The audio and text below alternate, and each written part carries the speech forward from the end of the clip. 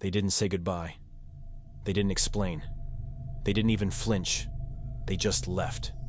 And that silence, that was the moment everything started.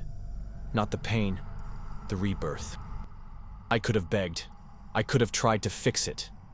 But something in me said, don't move. Let them walk.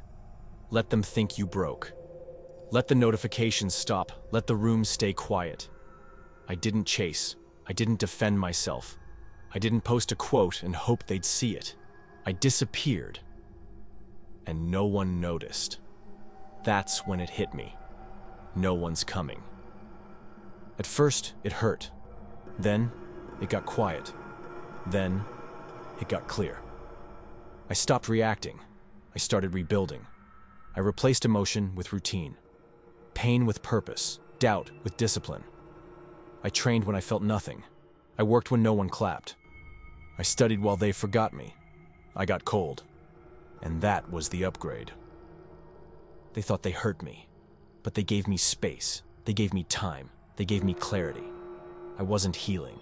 I was reprogramming, rebuilding from nothing, moving in silence, turning solitude into structure. No distractions, no validation, no applause, just rituals, just focus, just hunger.